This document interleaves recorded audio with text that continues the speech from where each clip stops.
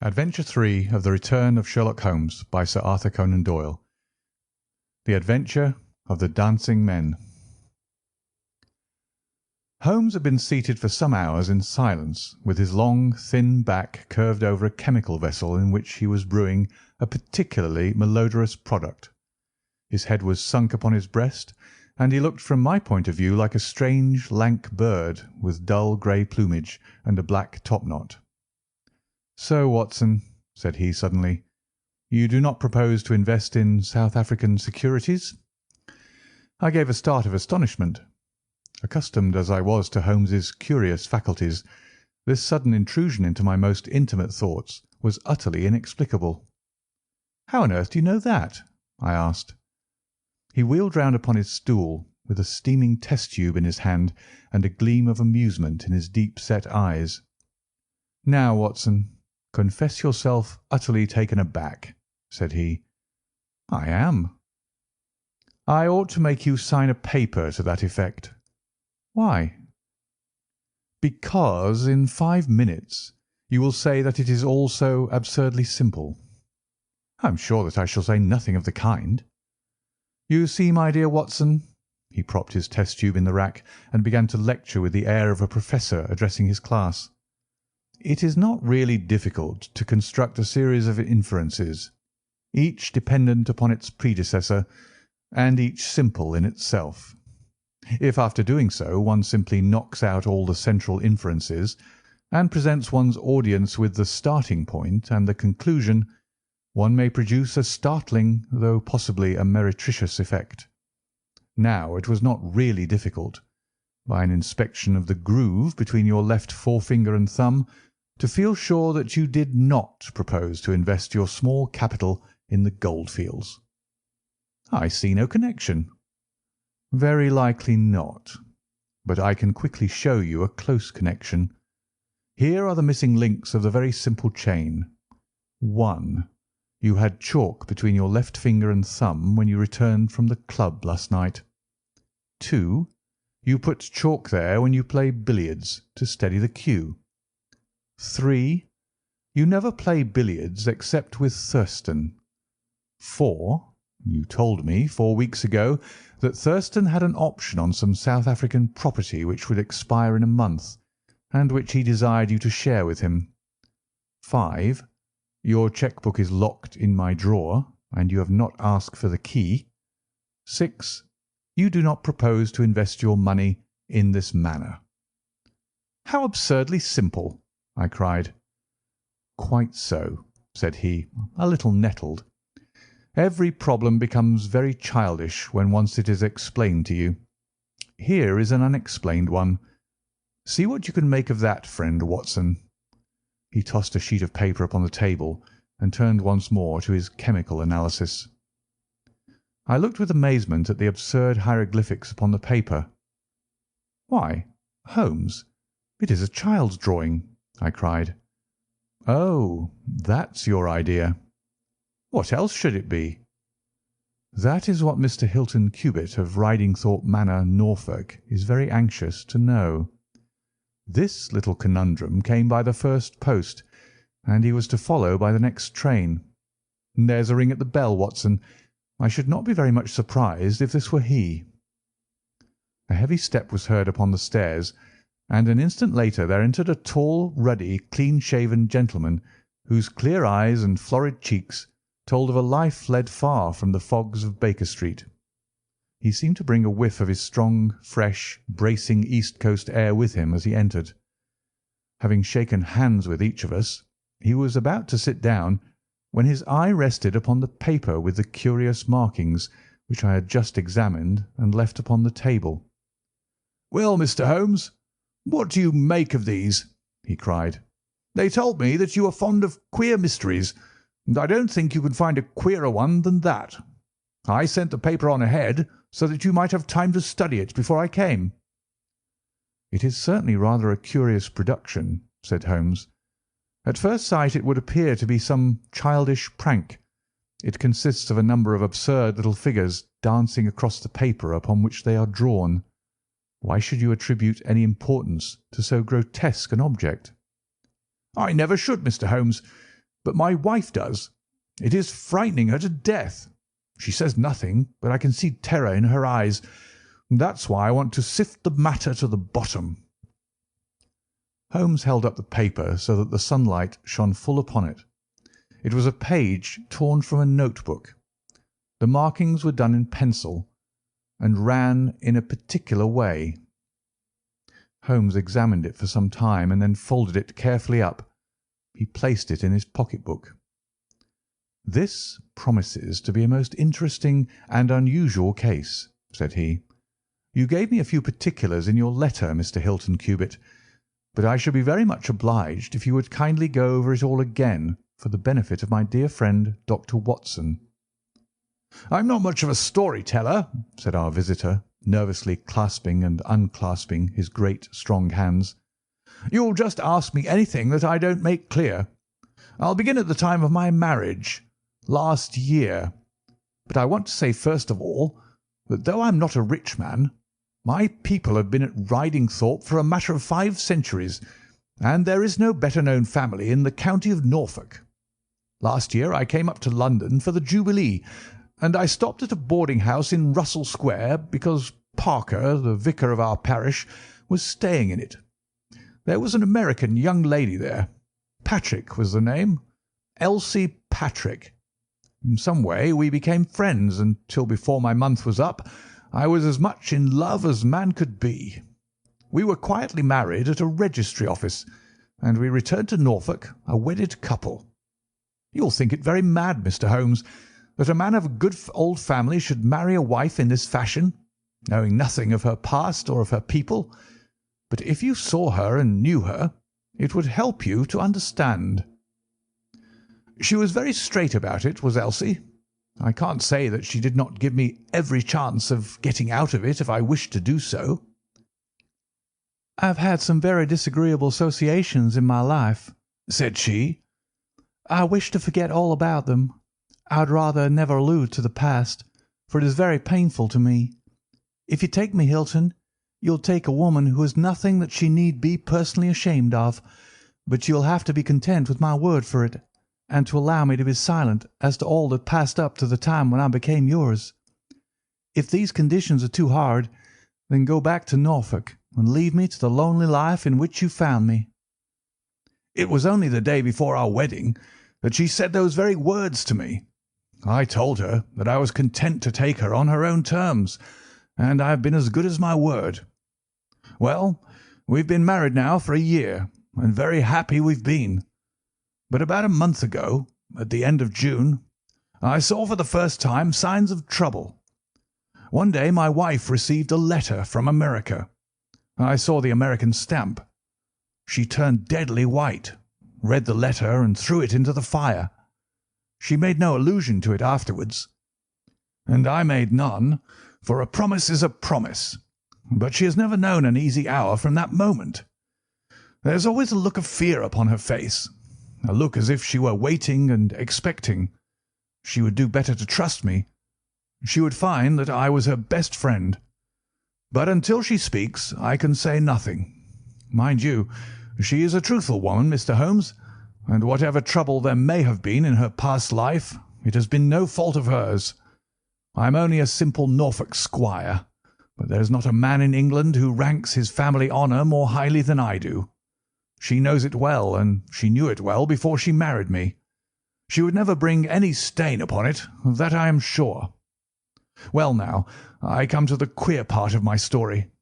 About a week ago, it was the Tuesday of last week, I found on one of the window-sills a number of absurd little dancing figures, like these, upon the paper. They were scrawled with chalk. I thought it was the stable boy who had drawn them, but the lad swore he knew nothing about it. Anyhow, they had come there during the night. I had them washed out, and I only mentioned the matter to my wife afterwards. To my surprise, she took it very seriously, and begged me if any more came to let her see them. None did come for a week, and then yesterday morning I found this paper lying on the sundial in the garden. I showed it to Elsie, and down she dropped in a dead faint. Since then she'd looked like a woman in a dream, half dazed and with terror always lurking in her eyes. It was then that I wrote and sent the paper to you, Mr. Holmes. It was not a thing that I could take to the police, for they would have laughed at me. But you will tell me what to do. I am not a rich man, but if there is any danger threatening my little woman, I would spend my last copper to shield her."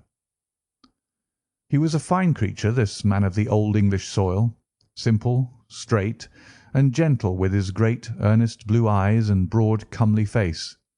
His love for his wife and his trust in her shone in his features. Holmes had listened to his story with the utmost attention, and now he sat for some time in silent thought.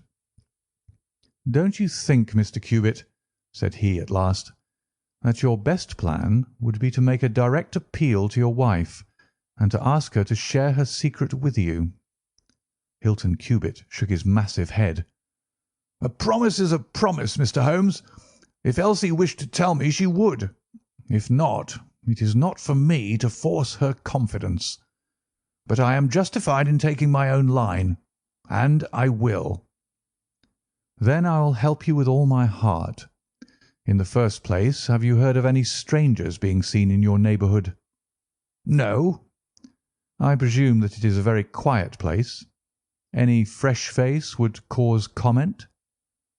"In the immediate neighbourhood, yes. But we have several small watering places not very far away, and the farmers take in lodgers." "These hieroglyphics have evidently a meaning. If it is a purely arbitrary one, it may be impossible for us to solve it. If, on the other hand, it is systematic, I have no doubt that we shall get to the bottom of it. But this particular sample is so short that I can do nothing, and the facts which you have brought me are so indefinite that we have no basis for an investigation. I would suggest that you return to Norfolk, that you keep a keen look-out, and that you take an exact copy of any fresh dancing men which may appear. It is 1,000 pities that we have not a reproduction of those which were done in chalk upon the window-sill. Make a discreet inquiry also as to any strangers in the neighbourhood. When you have collected some fresh evidence, come to me again. That is the best advice which I can give you, Mr. Hilton Cubitt. If there are any pressing fresh developments, I shall be always ready to run down and see you in your Norfolk home." The interview left Sherlock Holmes very thoughtful, and several times in the next few days I saw him take his slip of paper from his note-book and look long and earnestly at the curious figures inscribed upon it. He made no allusion to the affair, however, until one afternoon a fortnight or so later. I was going out when he called me back. "You had better stay here, Watson." "Why?" "Because I had a wire from Hilton Cubitt this morning. You remember Hilton Cubitt, of the Dancing Men? He was to reach Liverpool Street at 1:20. He may be here at any moment. I gather from his wire that there have been some new incidents of importance." We had not long to wait, for our Norfolk squire came straight from the station as fast as a hansom could bring him. He was looking worried and depressed, with tired eyes and a lined forehead. "It's getting on my nerves, this business, Mr. Holmes," said he as he sank like a wearied man into an armchair. "It's bad enough to feel that you are surrounded by unseen, unknown folk who have some kind of design upon you, but when, in addition to that, you know that it is just killing your wife by inches, then it becomes as much as flesh and blood can endure. She's wearing away under it, just wearing away before my eyes." "Has she said anything yet?" "No, Mr. Holmes, she has not. And yet there have been times when the poor girl has wanted to speak, and yet could not quite bring herself to take the plunge. I have tried to help her, but I dare say I did it clumsily and scared her from it. She has spoken about my old family and our reputation in the county, and our pride in our unsullied honour, and I always felt it was leading to the point, but somehow it turned off before we got there." "But you have found out something for yourself?" "A good deal, Mr. Holmes. I have several fresh dancing men pictures for you to examine, And what is more important, I have seen the fellow." "What, the man who draws them?" "Yes, I saw him at his work. But I will tell you everything in order. When I got back after my first visit to you, the very first thing I saw next morning was a fresh crop of dancing men. They had been drawn in chalk upon the black wooden door of the tool house, which stands beside the lawn in full view of the front windows. I took an exact copy, and here it is." He unfolded a paper and laid it upon the table. "Here is a copy of the hieroglyphics." "Excellent," said Holmes. "Excellent. Pray continue." "When I had taken the copy, I rubbed out the marks, but 2 mornings later a fresh inscription had appeared. I have a copy of it here." Holmes rubbed his hands and chuckled with delight.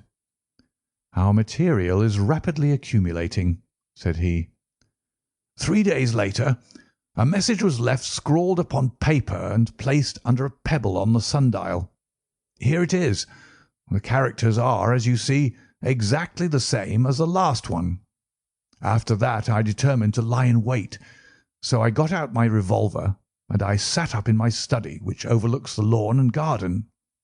About 2 in the morning I was seated by the window, all being dark save for the moonlight outside, when I heard steps behind me, and there was my wife in her dressing gown. She implored me to come to bed. I told her frankly that I wished to see who it was who played such absurd tricks upon us. She answered that it was some senseless practical joke, and that I should not take any notice of it. "If it really annoys you, Hilton, we might go and travel, you and I, and so avoid this nuisance." "What, be driven out of our own house by a practical joker?" said I. "Why, we should have the whole county laughing at us." "Well, come to bed," said she, "and we can discuss it in the morning."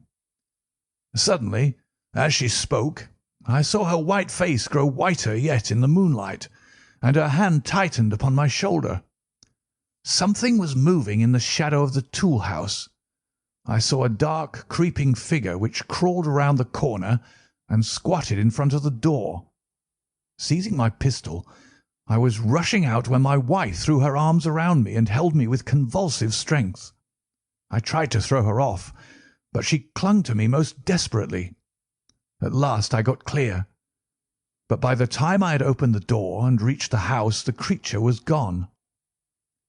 He had left a trace of his presence, however, for there on the door was the very same arrangement of dancing men which had already twice appeared, and which I had copied on that paper. There was no other sign of the fellow anywhere, though I ran all over the grounds. And yet the amazing thing is that he must have been there all the time, for when I examined the door again in the morning, he had scrawled some more of his pictures under the line which I had already seen." "Have you that fresh drawing?" "Yes, it is very short, but I made a copy of it, and here it is." Again he produced a paper. The new dance was in a different form. "Tell me," said Holmes, and I could see by his eyes that he was much excited, "was this a mere addition to the first, or did it appear to be entirely separate?" "It was on a different panel of the door." "Excellent. This is far the most important of all for our purpose. It fills me with hopes. Now, Mr. Hilton Cubitt, please continue your most interesting statement." "I have nothing more to say, Mr. Holmes, except that I was angry with my wife that night for having held me back when I might have caught the skulking rascal. She said that she feared that I might come to harm. For an instant it had crossed my mind that perhaps what she really feared was that he might come to harm, for I could not doubt that she knew who this man was and what he meant by these strange signals. But there is a tone in my wife's voice, Mr. Holmes, and a look in her eyes which forbid doubt, and I am sure that it was indeed my own safety that was in her mind. There's the whole case, and now I want your advice as to what I ought to do. My own inclination is to put half a dozen of my farm lads in the shrubbery, and when this fellow comes again to give him such a hiding that he will leave us in peace for the future." "I fear it is too deep a case for such simple remedies," said Holmes. "How long can you stay in London?" "I must go back to-day. I would not leave my wife alone all night for anything. She is very nervous, and begged me to come back." "I dare say you are right, but if you could have stopped, I might possibly have been able to return with you in a day or two. Meanwhile, you will leave me these papers, and I think that it is very likely that I shall be able to pay you a visit shortly and to throw some light upon your case." Sherlock Holmes preserved his calm, professional manner until our visitor had left us, although it was easy for me, who knew him so well, to see that he was profoundly excited. The moment that Hilton Cubit's broad back had disappeared through the door, my comrade rushed to the table, laid out all the slips of paper containing dancing men in front of him, and threw himself into an intricate and elaborate calculation. For 2 hours I watched him as he covered sheet after sheet of paper with figures and letters, so completely absorbed in his task that he had evidently forgotten my presence. Sometimes he was making progress and whistled and sang at his work. Sometimes he was puzzled, and would sit for long spells with a furrowed brow and a vacant eye. Finally, he sprang from his chair with a cry of satisfaction and walked up and down the room, rubbing his hands together. Then he wrote a long telegram upon a cable form. "If my answer to this is as I hope, you will have a very pretty case to add to your collection, Watson," said he. "I expect that we shall be able to go down to Norfolk to-morrow, and to take our friend some very definite news as to the secret of his annoyance." I confess that I was filled with curiosity, but I was aware that Holmes liked to make his disclosures at his own time and in his own way, so I waited until it should suit him to take me into his confidence. But there was a delay in that answering telegram, and 2 days of impatience followed, during which Holmes pricked up his ears at every ring of the bell. On the evening of the 2nd there came a letter from Hilton Cubit. All was quiet with him, save that a long inscription had appeared that morning upon the pedestal of the sundial. He enclosed a copy of it, which he reproduced. Holmes bent over this grotesque frieze for some minutes, and then suddenly sprang to his feet with an exclamation of surprise and dismay. His face was haggard with anxiety. "We have let this affair go far enough," said he. "Is there a train to North Walsham to-night?" I turned up the timetable. The last had just gone. "Then we shall breakfast early and take the very first in the morning," said Holmes. "Our presence is most urgently needed. Ah, here is our expected cablegram. One moment, Mrs. Hudson, there may be an answer. No, that is quite as I expected. This message makes it even more essential that we should not lose an hour in letting Hilton Cubit know how matters stand, for it is a singular and a dangerous web in which our simple Norfolk squire is entangled." So indeed it proved, and as I come to the dark conclusion of a story which had seemed to me to be only childish and bizarre, I experience once again the dismay and horror with which I was filled. Would that I had some brighter ending to communicate to my readers, but these are the chronicles of fact, and I must follow to their dark crisis the strange chain of events which for some days made Ridingthorpe Manor a household word through the length and breadth of England. We had hardly alighted at North Walsham and mentioned the name of our destination when the station master hurried towards us. "I suppose that you're the detectives from London," said he. A look of annoyance passed over Holmes's face. "What makes you think such a thing?" "Because Inspector Martin from Norwich has just passed through. But maybe you're the surgeons. She's not dead, or wasn't by last accounts. He may be in time to save her yet, though it be for the gallows." Holmes's brow was dark with anxiety. "We are going to Ridingthorpe Manor," said he, but we have heard nothing of what has passed there." "It's a terrible business," said the station master. "They are shot, both Mr. Hilton Cubitt and his wife. She shot him and then herself, so the servants say. He's dead and her life is despaired of. Dear, dear, one of the oldest families in the county of Norfolk, and one of the most honoured." Without a word Holmes hurried to a carriage, and during the long 7 miles' drive he never opened his mouth. Seldom have I seen him so utterly despondent. He had been uneasy during all our journey from town, and I had observed that he had turned over the morning papers with anxious attention.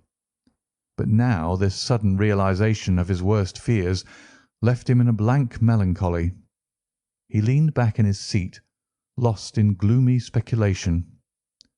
Yet there was much around to interest us, for we were passing through as singular a countryside as any in England, where a few scattered cottages represented the population of to-day, while on every hand enormous square-towered churches bristled up from the flat green landscape and told of the glory and prosperity of old East Anglia. At last the violent rim of the German Ocean appeared over the green edge of the Norfolk coast, and the driver pointed with his whip to 2 old brick and timber gables which projected from a grove of trees. "That's Ridingthorpe Manor," said he.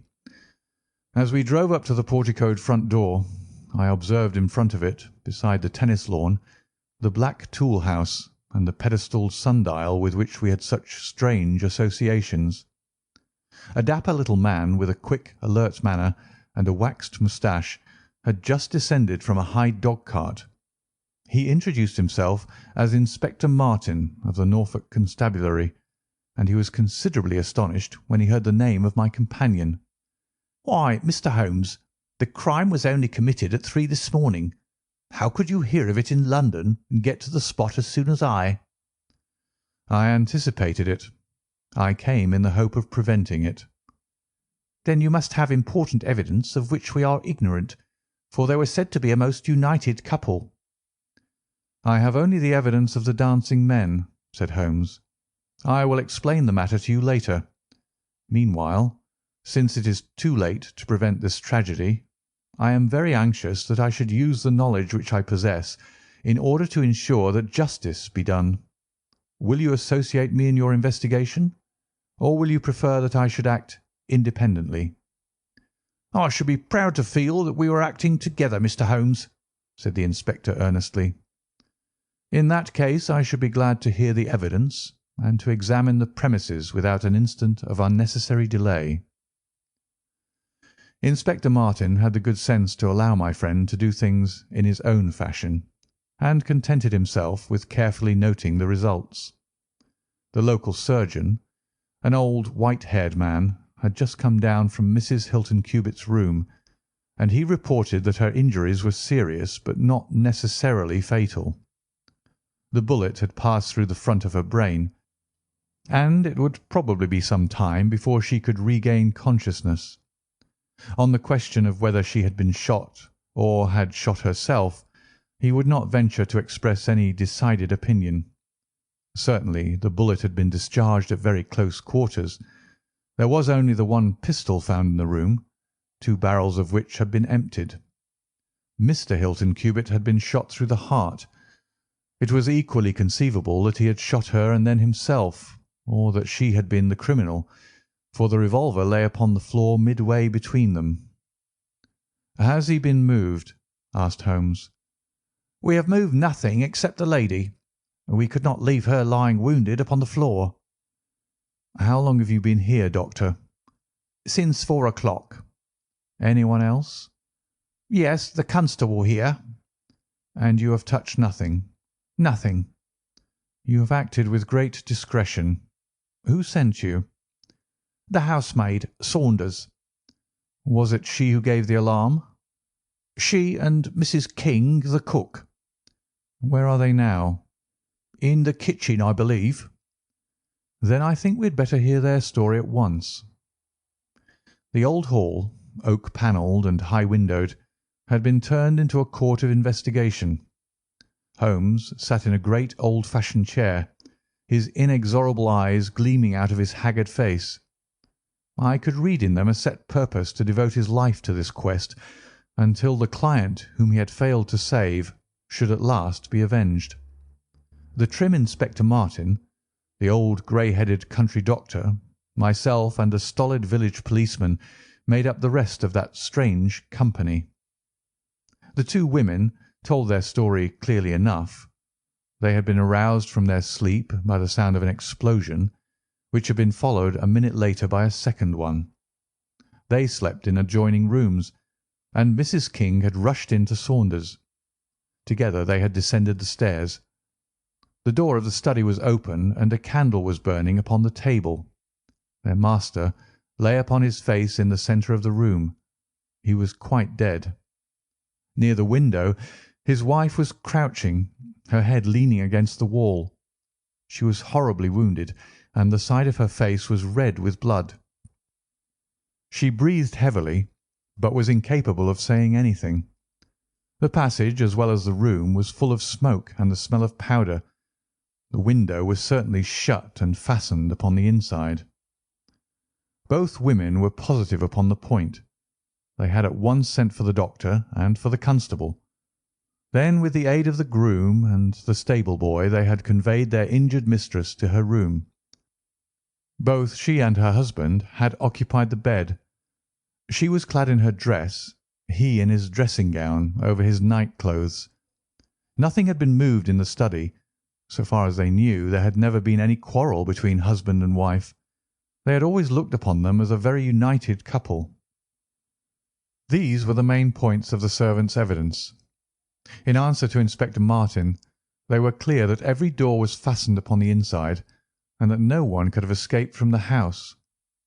In answer to Holmes, they both remembered that they were conscious of the smell of powder from the moment that they ran out of their rooms upon the top floor. "I commend that fact very carefully to your attention," said Holmes to his professional colleague, "and now I think that we are in a position to undertake a thorough examination of the room." The study proved to be a small chamber, lined on three sides with books, and with a writing table facing an ordinary window, which looked out upon the garden. Our first attention was given to the body of the unfortunate squire, whose huge frame lay stretched across the room. His disordered dress showed that he had been hastily aroused from sleep. The bullet had been fired at him from the front, and had remained in his body after penetrating the heart. His death had certainly been instantaneous and painless. There was no powder marking either upon his dressing gown or on his hands. According to the country surgeon, the lady had stains upon her face, but none upon her hand. The absence of the latter means nothing, though its presence may mean everything, said Holmes. Unless the powder from a badly fitting cartridge happens to spurt backward, one may fire many shots without leaving a sign. I would suggest that Mr. Cubitt's body may now be removed. I suppose, Doctor, you have not recovered the bullet which wounded the lady. A serious operation will be necessary before that can be done, but there are still 4 cartridges in the revolver. 2 have been fired and 2 wounds inflicted, so that each bullet can be accounted for. So it would seem, said Holmes. Perhaps you can account also for the bullet which has so obviously struck the edge of the window. He had turned suddenly, and his long thin finger was pointing to a hole which had been drilled right through the lower window sash, about an inch above the bottom. "By George!" cried the inspector. "How ever did you see that?" "Because I looked for it." "Wonderful!" said the country doctor. "You are certainly right, sir. Then a third shot has been fired, and therefore a third person must have been present. But who could that have been, and how could he have got away?" "That is the problem which we are now about to solve," said Sherlock Holmes. "You remember, Inspector Martin, when the servants said that on leaving their room they were at once conscious of a smell of powder. I remarked that the point was an extremely important one." "Yes, sir, but I confess I did not quite follow you." "It suggested that at the time of the firing the window as well as the door of the room had been open. Otherwise the fumes of powder could not have been blown so rapidly through the house. A draught in the room was necessary for that. Both door and window were only open for a very short time, however. How could you prove that? Because the candle was not guttered. Capital! Cried the inspector. Capital! Feeling sure that the window had been open at the time of the tragedy, I conceived that there might have been a third person in the affair, who stood outside this opening and fired through it. Any shot directed at this person might hit the sash. I looked, and there, sure enough, was the bullet mark. But how came the window to be shut and fastened? The woman's first instinct would be to shut and fasten the window. But, hello, what is this? It was a lady's handbag which stood upon the study table, a trim little handbag of crocodile skin and silver. Holmes opened it and turned the contents out. There were £25 notes of the Bank of England, held together by an india-rubber band, nothing else. "This must be preserved, for it will figure in the trial," said Holmes as he handed the bag with its contents to the inspector. "It is now necessary that we should try to throw some light upon this third bullet, which has clearly, from the splintering of the wood, been fired from inside the room. I should like to see Mrs. King, the cook, again. You said, Mrs. King, that you were awakened by a loud explosion. When you said that, did you mean that it seemed to you to be louder than the second one?" "Well, sir, it wakened me from my sleep, so it is hard to judge, but it did seem very loud." "You don't think that it might have been two shots fired almost at the same instant?" "I'm sure I couldn't say, sir." "I believe that it was undoubtedly so. I rather think, Inspector Martin, that we have now exhausted all that this room can teach us. If you will kindly step round with me, we shall see what fresh evidence the garden has to offer." A flower bed extended up to the study window, and we all broke into an exclamation as we approached it. The flowers were trampled down, and the soft soil was imprinted all over with footmarks. Large, masculine feet they were, with peculiarly long, sharp toes. Holmes hunted about among the grass and leaves like a retriever after a wounded bird. Then, with a cry of satisfaction, he bent forward and picked up a little brazen cylinder. "I thought so," said he. "The revolver had an ejector, and here is the third cartridge. I really think, Inspector Martin, that our case is almost complete." The country inspector's face had shown his intense amazement at the rapid and masterful progress of Holmes's investigation. At first he had shown some disposition to assert his own position, but now he was overcome with admiration and ready to follow without question wherever Holmes led. "Whom do you suspect?" he asked. "I'll go into that later. There are several points in this problem which I have not been able to explain to you yet. Now that I have got so far, I had best proceed on my own lines, and then clear the whole matter up once and for all." "Just as you wish, Mr. Holmes, so long as we get our man." "I have no desire to make mysteries, but it is impossible at the moment of action to enter into long and complex explanations. I have the threads of this affair all in my hand.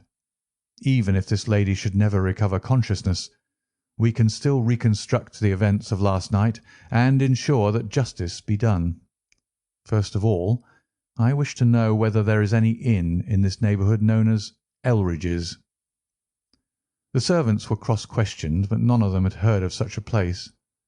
The stable boy threw a light upon the matter by remembering that a farmer of that name lived some miles off in the direction of East Ruston. "Is it a lonely farm?" "Very lonely, sir." "Perhaps they have not heard yet of all that happened here during the night." "Maybe not, sir." Holmes thought for a little, and then a curious smile played over his face. "Saddle a horse, my lad," said he. "I shall wish you to take a note to Elridge's farm." He took from his pocket the various slips of the dancing men. With these in front of him, he worked for some time at the study table. Finally, he handed a note to the boy with directions to put it into the hands of the person to whom it was addressed, and especially to answer no questions of any sort which might be put to him. I saw the outside of the note, addressed in straggling, irregular characters, very unlike Holmes's usual precise hand. It was consigned to Mr. Abe Slaney, Elridge's Farm, East Ruston, Norfolk. "I think, Inspector," Holmes remarked, "that you would do well to telegraph for an escort, as if my calculations prove to be correct, you may have a particularly dangerous prisoner to convey to the county jail. The boy who takes this note could no doubt forward your telegram. If there is an afternoon train to town, Watson, I think we should do well to take it, as I have a chemical analysis of some interest to finish, and this investigation draws rapidly to a close." When the youth had been dispatched with the note, Sherlock Holmes gave his instructions to the servants. If any visitor were to call asking for Mrs. Hilton Cubitt, no information should be given as to her condition, but he was to be shown at once into the drawing-room. He impressed these points upon them with the utmost earnestness. Finally, he led the way into the drawing-room, with the remark that the business was now out of our hands, and that we must while away the time as best we might until we could see what was in store for us. The doctor had departed to his patients, and only the inspector and myself remained. "I think that I can help you to pass an hour in an interesting and profitable manner," said Holmes, drawing his chair up to the table and spreading out in front of him the various papers upon which were recorded the antics of the dancing men. "As to you, friend Watson, I owe you every atonement for having allowed your natural curiosity to remain so long unsatisfied. To you, Inspector, the whole incident may appeal as a remarkable professional study. I must tell you, first of all, the interesting circumstances connected with the previous consultations which Mr. Hilton Cubitt had with me in Baker Street." He then shortly recapitulated the facts which have already been recorded. "I have here in front of me these singular productions at which one might smile, had they not proved themselves to be the forerunners of so terrible a tragedy. I am fairly familiar with all forms of secret writings, and am myself the author of a trifling monograph upon the subject, in which I analyse 160 separate ciphers. But I confess that this is entirely new to me. The object of those who invented the system has apparently been to conceal that these characters convey a message, and to give the idea that they are the mere random sketches of children. Having once recognised, however, that the symbols stood for letters, and having applied the rules which guide us in all forms of secret writings, the solution was easy enough. The first message submitted to me was so short that it was impossible for me to do more than to say, with some confidence, that the symbol XXX stood for E. As you are aware, E is the most common letter in the English alphabet, and it predominates to so marked an extent that even in a short sentence one would expect to find it most often. Out of 15 symbols in the first message, 4 were the same, so it was reasonable to set this down as E. It is true that in some cases the figure was bearing a flag, and in some cases not, but it was probable from the way in which the flags were distributed that they were used to break the sentence up into words. I accepted this as a hypothesis, and noted that E was represented by XXX. But now came the real difficulty of the inquiry. The order of the English letters after E is by no means well marked, and any preponderance which may be shown in an average of a printed sheet may be reversed in a single short sentence. Speaking roughly, T, A, O, I, N, S, H, R, D, and L are the numerical order in which letters occur, but T, A, O, and I are very nearly abreast of each other, and it would be an endless task to try each combination until a meaning was arrived at. I therefore waited for fresh material. In my second interview with Mr. Hilton Cubitt, he was able to give me 2 other short sentences and 1 message, which appeared, since there was no flag, to be a single word. Here are the symbols. Now, in the single word I have already got the two E's coming second and fourth in a word of 5 letters. It might be sever, or lever, or never.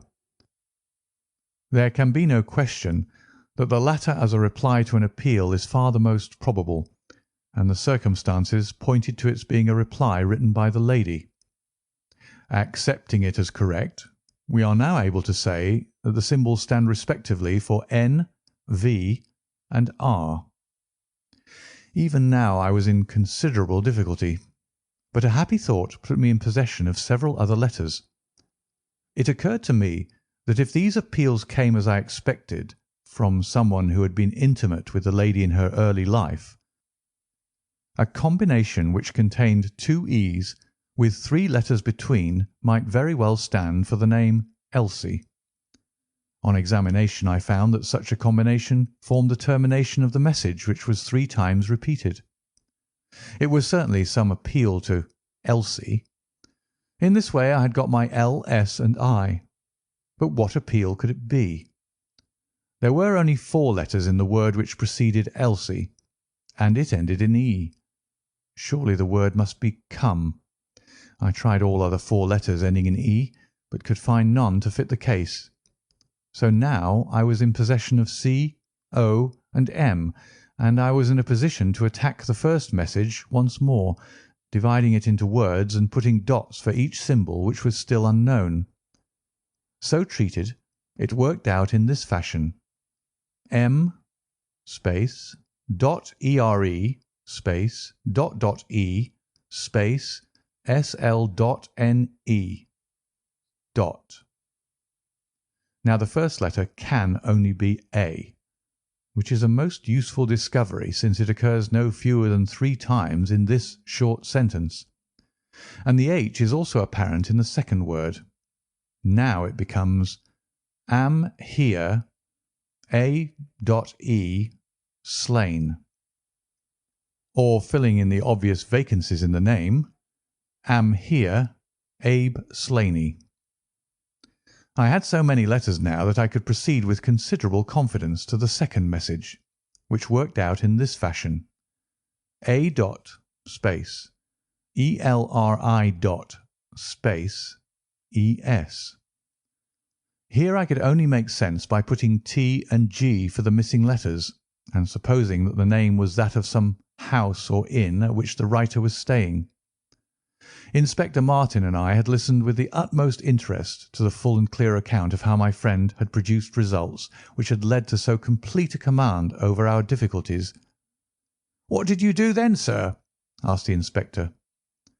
I had every reason to suppose that this Abe Slaney was an American, since Abe is an American contraction, and since a letter from America had been the starting point of all the trouble. I had also every cause to think that there was some criminal secret in the matter. The lady's allusions to her past, and her refusal to take her husband into her confidence, both pointed in that direction. I therefore cabled to my friend Wilson Hargreave of the New York Police Bureau, who has more than once made use of my knowledge of London crime. I asked him whether the name of Abe Slaney was known to him. Here is his reply: "The most dangerous crook in Chicago." On the very evening upon which I had his answer, Hilton Cubitt sent me the last message from Slaney. Working with known letters, it took this form: Elsie .re.are space to meet thy go. The addition of a P and a D completed a message which showed me that the rascal was proceeding from persuasion to threats, and my knowledge of the crooks of Chicago prepared me to find that he might very rapidly put his words into action. I at once came to Norfolk with my friend and colleague, Dr. Watson, but unhappily only in time to find that the worst had already occurred. "It is a privilege to be associated with you in the handling of a case," said the inspector warmly. "You will excuse me, however, if I speak frankly to you. You are only answerable to yourself, but I have to answer to my superiors. If this Abe Slaney, living at Elridge's, is indeed the murderer, and if he has made his escape while I am seated here, I should certainly get into serious trouble." "You need not be uneasy. He will not try to escape." "How do you know?" "To fly would be a confession of guilt." "Then let us go arrest him." "I expect him here every instant." "But why should he come?" "Because I have written and asked him." "But this is incredible, Mr. Holmes. Why should he come because you have asked him? Would not such a request rather rouse his suspicions and cause him to fly?" "I think I have known how to frame the letter," said Sherlock Holmes. "In fact, if I am not very much mistaken, here is the gentleman himself coming up the drive." A man was striding up the path which led to the door. He was a tall, handsome, swarthy fellow, clad in a suit of grey flannel with a Panama hat, a bristling black beard, and a great, aggressive hooked nose, and flourishing a cane as he walked. He swaggered up a path as if the place belonged to him, and we heard his loud, confident peal at the bell. "I think, gentlemen," said Holmes quietly, "that we had best take up our position behind the door. Every precaution is necessary when dealing with such a fellow. You will need your handcuffs, Inspector. You can leave the talking to me."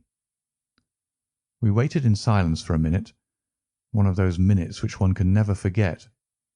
Then the door opened, and the man stepped in. In an instant Holmes clapped a pistol to his head, and Martin slipped the handcuffs over his wrists. It was all done so swiftly and deftly that the fellow was helpless before he knew that he was attacked. He glared from one to the other of us with a pair of blazing black eyes. Then he burst into a bitter laugh. "Well, gentlemen, you have the drop on me this time.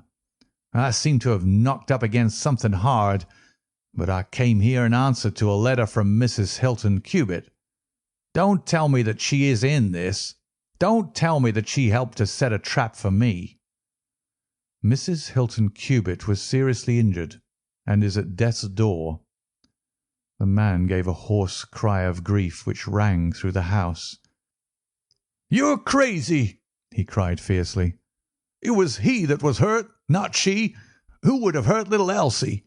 I may have threatened her, God forgive me, but I would not have touched a hair of her pretty head. Take it back, you. Say that she is not hurt." "She was found badly wounded by the side of her dead husband." He sank with a deep groan on the settee, and buried his face in his manacled hands. For 5 minutes he was silent. Then he raised his face once more, and spoke with the cold composure of despair. "I have nothing to hide from you, gentlemen," said he. "If I shot the man, he had a shot at me, and there's no murder in that. But if you think I could have hurt that woman, then you don't know either me or her. I tell you, there was never a man in this world loved a woman more than I loved her. I had a right to her. She was pledged to me years ago. Who was this Englishman that he should come between us? I tell you that I had the first right to her, and that I was only claiming my own." "She broke away from your influence when she found the man that you are," said Holmes sternly. "She fled from America to avoid you, and she married an honourable gentleman in England. You dogged her and followed her, and made her life a misery to her, in order to induce her to abandon the husband whom she loved and respected in order to fly with you, whom she feared and hated.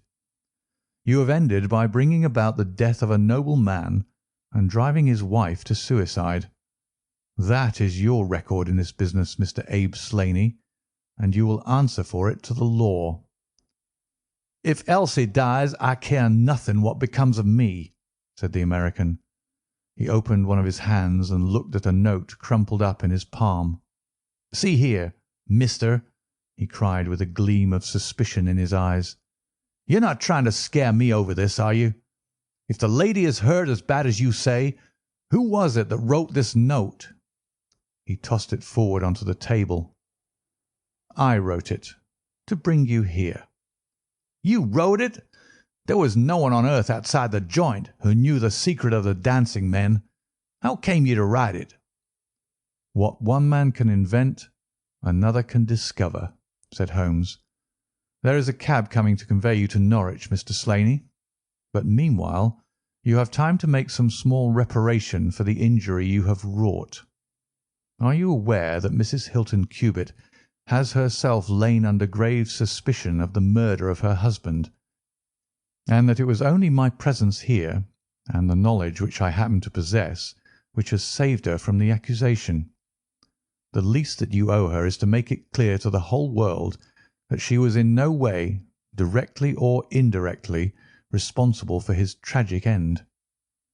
"I ask nothing better," said the American. "I guess the very best case I can make for myself is the absolute naked truth." "It is my duty to warn you that it will be used against you," cried the inspector, with the magnificent fair play of the British criminal law. Slaney shrugged his shoulders. "I'll chance that," said he. "First of all, I want you gentlemen to understand that I have known this lady since she was a child. There were 7 of us in a gang in Chicago, and Elsie's father was the boss of the joint. He was a clever man, was old Patrick. It was he who had invented that writing, which would pass as a child's scrawl unless she just happened to have the key to it.